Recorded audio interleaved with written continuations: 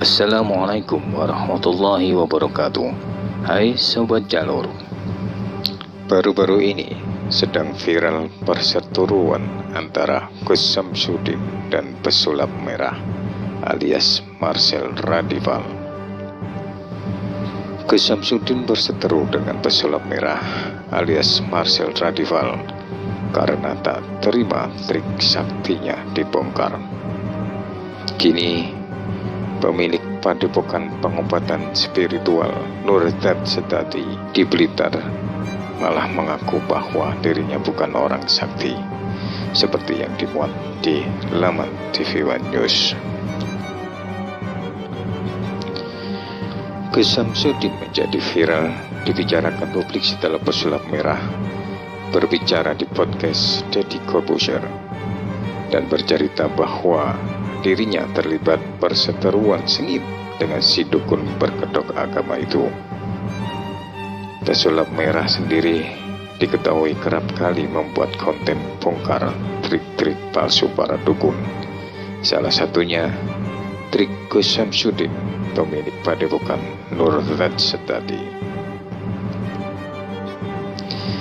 Kita setuju dan perlu mengingatkan bahwa menggunakan ayat-ayat Al-Quran yang katanya digunakan oleh Gus Samsudin adalah hal yang tidak bisa dibenarkan. Namun, di sini kita akan membahas pernyataan pesulap merah tentang orang-orang yang dapat melihat jin. Kalau dalam Islam sendiri ini, dari agama saya sendiri, dalam Islam menyatakan jika ada seseorang yang mengaku bisa melihat jin atau hal goib secara bentuk aslinya, maka bisa dipastikan dia keluar dari Islam. Syahadatnya harus dipertanyakan lagi. Oke. Gitu. Bahkan setegas itu, mau kiai, mau ustadz atau siapapun itu yang ngaku bisa ngelihat jin, itu syahadatnya dipertanyakan. Kalau terang lagi masalah paham-paham semacam-macam. Mau kan Allah dawuh qul la ya'lamu man fis samawati wal ardi ghaiba illa Allah. Dados sing ngerti barang gaib apa sing terjadi sesuk niku hanya Allah Subhanahu wa taala. Itu menjadi firqah besar di dunia. Allah itu ngendikan hanya begini, yang tahu barang gaib itu hanya Allah. Oke, kita sepakat yang tahu barang gaib hanya Allah. Mestinya ditambah dan yang dingertikan Allah, dan yang cuma yang dingertikan Allah itu ngertinya karena lagi-lagi karena diberitahu. Dan itu ada ayatnya juga, ayat ini sharihah jelas. Allah mensifati dirinya itu alimul ghaib, ini di surat Jin. Alimul ghaibi fala yuzhiru ala ghaibihi ahada illa man irtada mir rasulin. Illa man irtada mir rasulin. Allah itu zat yang tahu alam ghaib, dan alam ghaib yang dimengerti Allah itu tidak pernah dipertontonkan atau diajarkan ke yang lain kecuali Rasul yang diberi ridho. Jadi artinya apa? Ada beberapa barang gaib yang Nabi dingertikan. Paham gitu loh maksudnya? Jadi keliru kalau ada orang ono wali kiai kok ngerti barang gaib, semua barang gaib mau apa? Itu benar. Tapi Allah punya hak mengertikan yang diberi. Kalau istisnae no ya, alimul ghaibi fala yudhiru ala ghaibi ahadan illa man irtada mir rasul. Jadi Allah itu zat yang tahu barang gaib dan tidak akan mengertikan kecuali sama orang yang dikasih. Di antaranya tentu Rasulullah. Jika Rasulullah bisa menghentikan sayati alam nasi zamanun, nanti di akhir zaman ada perilaku begini. Paham ya? Jadi zaman jangan menolak. Quran jelas semua barang gaib apa? Nabi lah roh. Wah, ya kebablasan sampai. Lah Nabi roh barang gaib ora swarga neraka ora ketok. Sesuai bantah Nabi pisan, nah, surga itu gini-gini. Kok tahu ya Rasulullah? Kan barang gaib. Yang tahu kan hanya Allah. Ya gendeng bareng lah teman-teman. Dingat. Banyaklah cerita-cerita sahabat yang alim, masyhur itu sih. Itu di kitab-kitab hadis masyhur. Sayyidina Umar itu ketika di Medina, pasukannya terdesak di Irak Medina itu penerbangan 2 jam. penerbangan 2 jam, so bayangin jauh. Pasukannya terdesak, Umar dari Madinah bisa mimpin pasukan yang di Irak. Semua pasukannya dengar suara Umar. Beliau pas khutbah, ya Sariyah al-Jabal, kalau Jabal tadi, ya Sariyah al-Jabal, pasukanku kamu harus berlindung di atas gunung. Pertama pasukannya sudah santai-santai di ruang terbuka. Di sana kan gurun pasir ya, kalau ruang terbuka itu bahaya sekali. Semua pasukan dengar suara Umar. Akhirnya mereka sembunyi di atas gunung. Nah itu ya barang coba jarak Madinah. Sampean kene kita bawa cara ros trafo. Iku Madinah iso delok pasukan ngerti musuhe liwat kene, pasukane ning kene kalau enggak dingertikan, diperingatkan bahaya. Paket sing ngrungokno khutbah. Umar piye ngarepe tengah-tengah khutbah. Bilang ya Sariyah al-Jabal, ya Sariyah al-Jabal. Itu semua pasukannya dengar. Setelah sekian bulan pasukan itu menang pulang, mereka cerita semuanya mendengar suara Umar. Terus yang Jumatan ya cerita, kita juga janggal karena tahu-tahu Umar bilang ya Sariyah aja. Karena ya Umar bisa gitu, tapi karena dingertikan, dikasih keramat seperti itu. Nah, sampean Islam asli, ngerti barang gaib tenan asli. Itu asli orisinil Mas, ya manusia sesuai fitrah. Memang fitrah manusia itu tidak ngerti barang. Tapi kamu nggak usah menafikan yang ngerti. Itu tadi ya. Itu tadi Allah itu yang paling tahu alam gaib dan tidak memberikan yang orang-orang kecuali yang di. Ya boleh kalau yang dia banyak. Nah tentu yang untuk Nabi mujma'alah karena ada hadisnya. Yang untuk wali ada yang percaya, ada yang enggak. Itu kan urusan masing-masing. Nah, aku milih percaya. Jadi wali kekasih pangeran tetap sakit mawon. Wong inna wa ala kulli syai'in qadir, yang mustahil bagi Allah itu apa? Kan tidak ada yang apa? Mustahil. Ya buktinya kayak Ihya di karang Imam Ghazali berapa ratus tahun yang lalu. Itu nyatanya populer sampai sekarang. Dan itu banyak makalah yang menjadikan beliau keramat sampai sekarang. Orang tahu semua, antar wali tahu. Lah kira wali terus ora percaya, repot.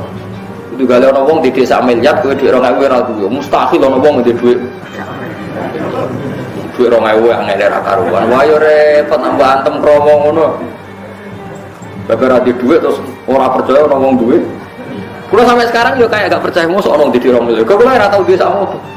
Tapi kalau waras ya percaya ya ono lah, kowe ono menjadi maksud.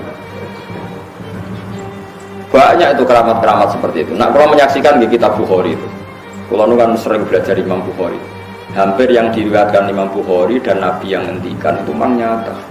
Jadi mulane kula suwun sampeyan ora usah mela aliran semacam-macam. Enggak bisa barang-barang diketahui selain Allah itu tidak tahu. Ya kalau yang dikasih tahu ya tahu. Kalau yang dikasih tahu ya tahu.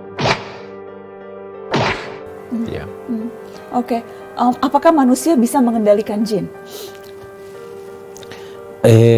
Bisa yang kuat.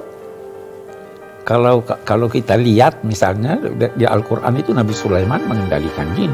Nabi Sulaiman adalah manusia.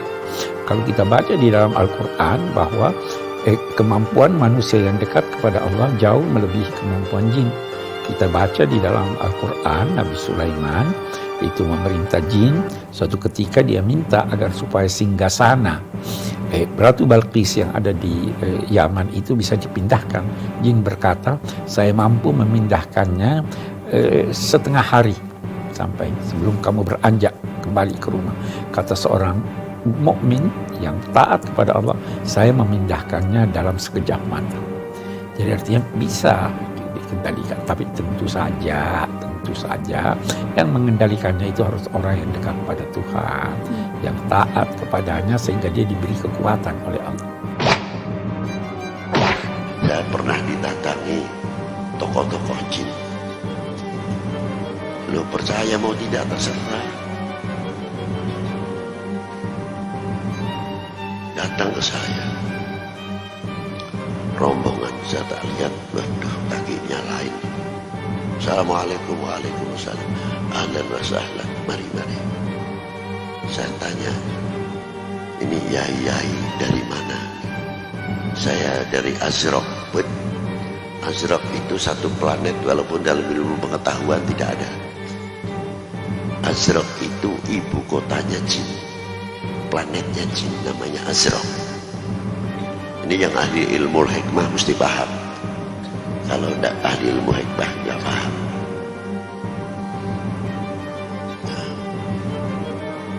Dia berdatangan ke tempat saya. Lalu saya tanya, kok hebat betul jauh-jauh ke sini, ada apa ini yai-yai? Bukan begitu, Bib. Saya mau minta ijazah. Loh, kenapa ijazah?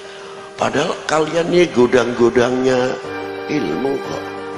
Jin itu sama dengan manusia, yang jadi wali kutub juga ada, pembesarnya aulia juga ada, yang setiap hari itu tidak pernah lepas ketemu dengan Rasulullah dalam yaqdotan au manaman. Di dalam kitab Tafakkur wal I'tibar As-Salat ala Nabil Mukhtar Ta'lif Syekh Ahmad bin Thabit Al-Hasani. Anak kecil bisa melihat jin atau tidak, kita sendiri tidak tahu, karena kita waktu kecil kita lupa. Tapi dari kalam para salihin, bayi itu masih bersih, dia belum terkotori oleh dosa dan hal-hal yang jelek lainnya. Kullu mauludin yuladu alal fitrah. Semua bayi dilahirkan bersih, suci. Dari sisi ini, kesuciannya, kebersihan rohnya yang belum terkotori dengan maksiat atau hal-hal yang lain, ini membuat dia itu, kata ulama, rohnya itu nyambung dengan alam-alam yang lain, ya, nyambung dengan alam malaikat, nyambung mungkin dengan alamul jin.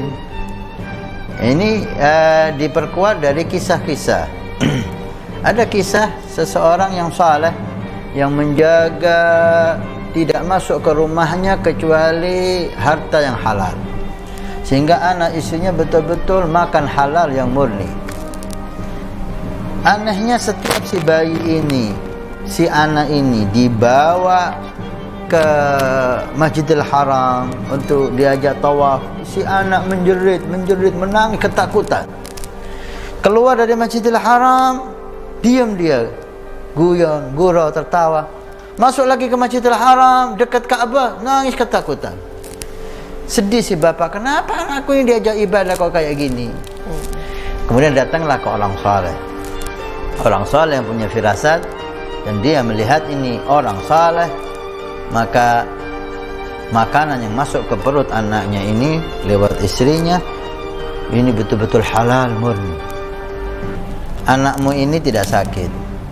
Kalau kamu ingin dia tidak menangis lagi ketika kau buat tawaf, kau bawa tawaf, coba kamu sekarang ke pasar, beli kurma 1 kilo atau semacamnya, kemudian kau mencuri 1 kurma.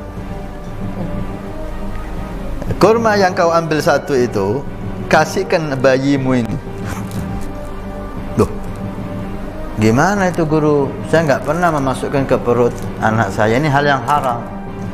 Kamu ingin anak kamu nangis apa enggak? Ya enggak, ya udah lakukan itu. Karena dia ingin anaknya sembuh, dia lakukan. Dia beli kurma, dia ambil 1, yang 1 ini dimakankan ke si bayi. Dibawalah bayi ini tawaf kembali ke Ka'bah. Masih Masjidil Haram guyon-guyon, sampai dekat Ka'bah bergurau, sampai diajak tawaf bergurau. Alhamdulillah, sembuh anak saya. Datanglah ke gurunya tadi itu, ya Syekh, jazakumullah khair, terima kasih anak saya sudah sembuh. Maksudnya udah saya ajak tawaf tidak nangis lagi. Anakmu itu nggak sembuh. Maksudnya apa ya Syekh? Anakmu itu waktu kau ajak tawaf, dia melihat malaikat di situ, bermacam-macam bentuknya, banyaknya yang tawaf di Ka'bah. Anakmu nggak kuat. Kenapa lihat malaikat? Karena hatinya bersih dan makanannya halal. Maka ketika kau masukkan kurma yang haram itu ke perutnya, udah dia nggak lihat lagi.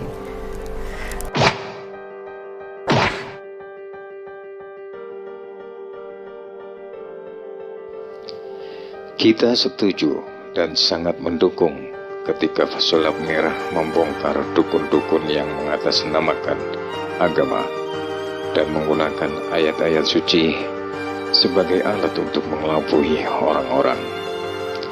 Namun ketika Sulap Merah sudah masuk dan ngomong masalah agama terlalu jauh, yang notabene bukan ranahnya, dan bahkan sudah berani mengeluarkan fatwa seperti yang di atas, maka sudah selayaknya harus kita luruskan. Jika kita sangat mendukung pesulap merah untuk membongkar penipuan-penipuan, maka mari kita mengawal bersama-sama dan selalu mendukungnya. Semoga kita dijauhkan dari segala fitnah dan tetap di jalan lurus. Wallahu a'lam bishawab. Wassalamualaikum warahmatullahi wabarakatuh.